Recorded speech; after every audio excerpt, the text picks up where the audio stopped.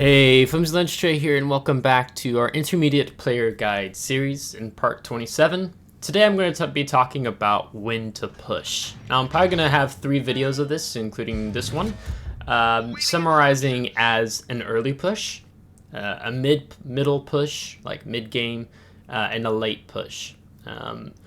In World of Warships, the early push doesn't always happen, right? There's just really not any opportunities to have a really open opportunity to push early in the game. Majority, I would say, is it tends to happen more the mid to late game.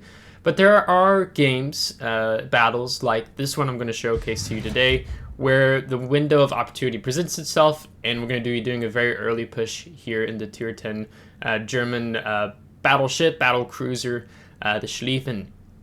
Now you can do this types of pushes. I mean, it depends. An early push in a cruiser is probably maybe a little more difficult. Maybe you need something more tanky like a Napoli, something to that effect. But these pushes, you can do with other ships in the game like Salem, Colbert, GK, Poison, Ohio, Georgia, Massa. Right?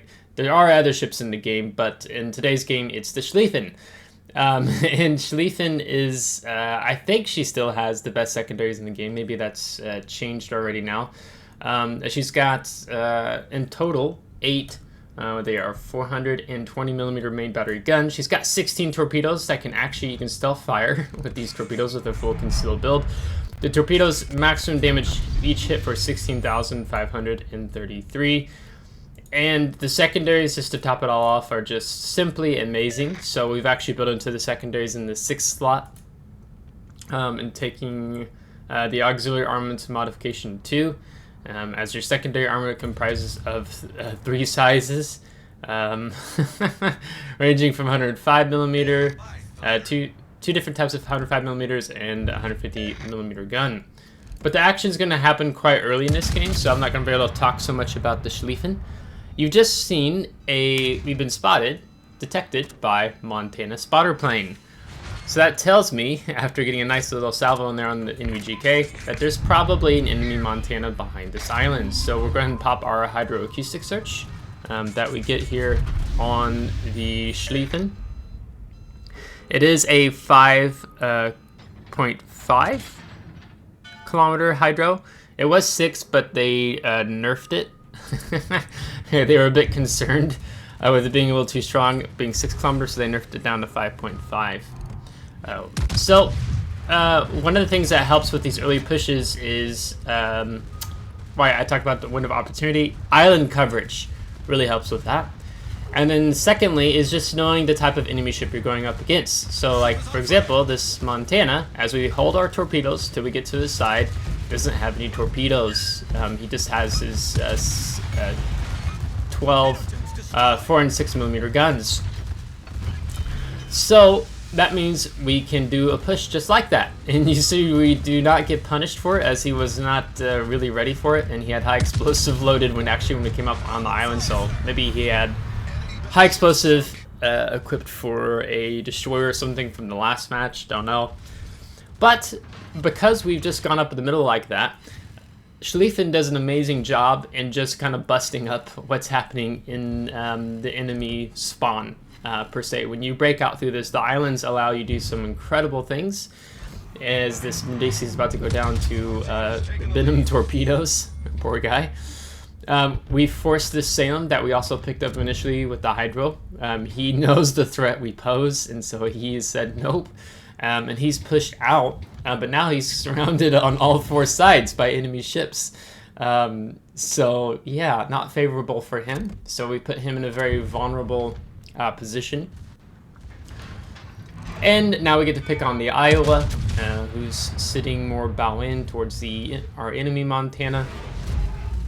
And gets of our secondaries off on the sub, which the Benham looks like he's about to also clean house up on him as well.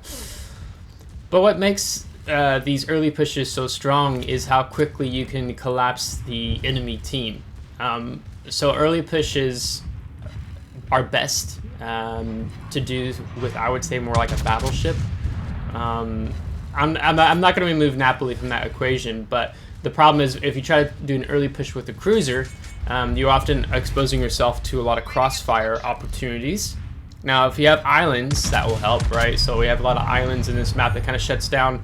This map's kind of divided in two because of the island chain on the 5 line.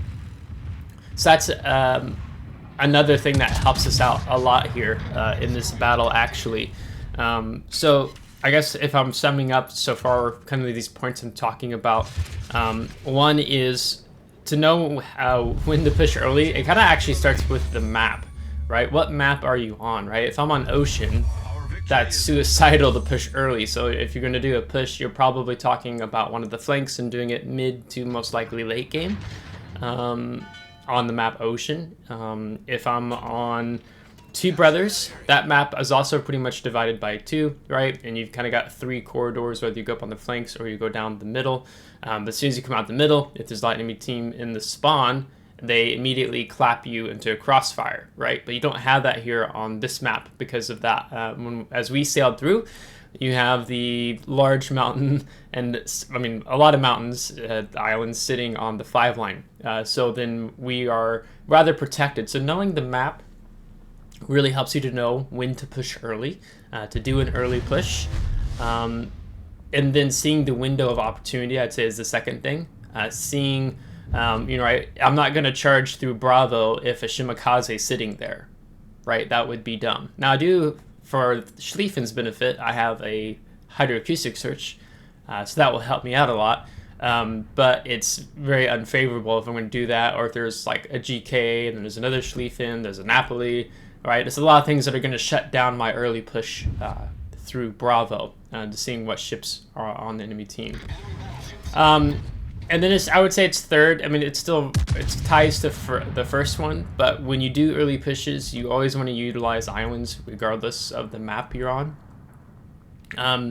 You're always looking for these opportunities to isolate your engagements with your opponents, right? So the more ships that it can shoot you, the more your health pool is going to decrease. And the goal is that you want to be dishing out as much punishment on the enemy team while retaining your health. Simultaneously, if and when possible. So as you see here, you know, if we've completely collapsed the 6-10 line, no enemy ships are left there. We've had our remaining teammates. You can see we have a couple still on the 1 in 4 line, and now we're simply going to push in. So we have map control. Enemy team has lost map control by our push and collapsing the right flank.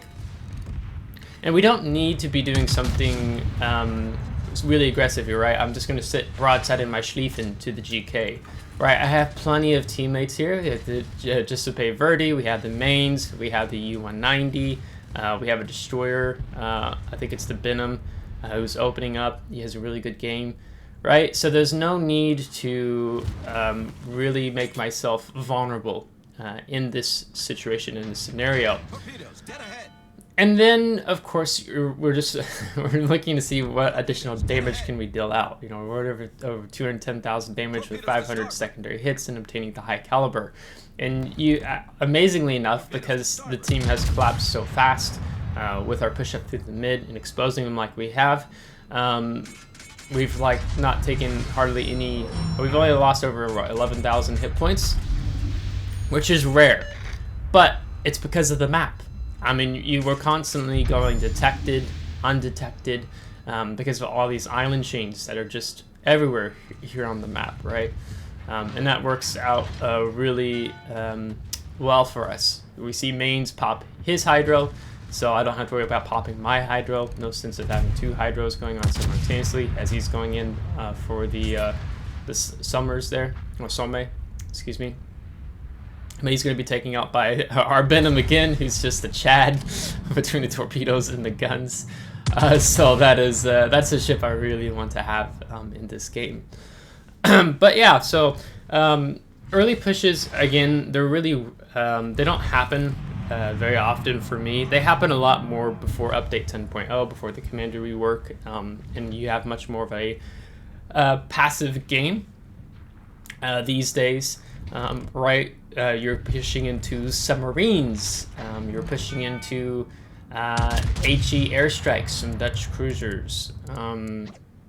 There's even more high explosive spam in the game, right? Getting shotgunned, you know, there's 2 enemy submarines on each team this match.